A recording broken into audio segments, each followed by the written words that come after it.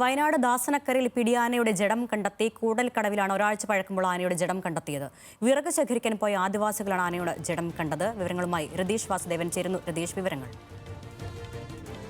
അരണ്യ, ഇന്ന് ഉച്ച കഴിഞ്ഞാണ് ഇത്തരത്തിലൊരു സംഭവം പ്രദേശവാസികളായ ഗോത്രവിഭാഗക്കാർ വനത്തിൽ വിറക് ശേഖരിക്കാൻ പോയപ്പോൾ കണ്ടെത്തിയത്.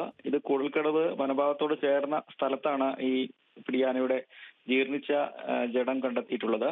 ഇത് സംബന്ധിച്ച് വനം വകുപ്പ് അധികൃതരും വെറ്റിനറി സംഘവും സ്ഥലത്തെത്തി പരിശോധന നടത്തുന്നുണ്ട്. പോസ്റ്റ്മോർട്ടത്തിന് ശേഷമായിരിക്കും ഏത് സാഹചര്യത്തിലാണ് കാട്ടാന ചെരിഞ്ഞത്, അസുഖബാധിതമായിട്ടാണോ അല്ലെങ്കിൽ ഏതെങ്കിലും വന്യമൃഗത്തിന്റെ ആക്രമണത്തിന് തുടർന്നുണ്ടായ മുറിവും മറ്റും കാരണമാണോ എന്നൊക്കെ പരിശോധിക്കേണ്ടതുണ്ട്.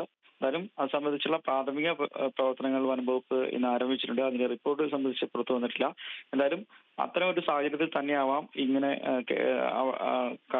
ഈ പിടിയാന ചെരിഞ്ഞതെന്നാണ് മനസ്സിലാവുന്നത്. എന്തായാലും വനം വകുപ്പ് പ്രദേശത്തെത്തി അതിന്റെ അടിസ്ഥാന കാര്യങ്ങളും മറ്റും പരിശോധിച്ചിട്ടുണ്ട്. വനാതിർത്തിയോട് ചേർന്ന ഭാഗത്താണ്, കൂടൽക്കടവിനോടടുത്ത് വനാതിർത്തിയോട് ചേർന്ന ഭാഗത്താണ് ഈ പിടിയാനയുടെ ജീർണിച്ച ജഡം കണ്ടെത്തിയത്. അരുണ്യ. അതെ, വയനാട് ദാസനക്കരയിലാണ് പിടിയാനയുടെ ജഡം കണ്ടെത്തിയത്. വിവരങ്ങൾ നൽകുകയായിരുന്നു രതീഷ് വാസുദേവൻ.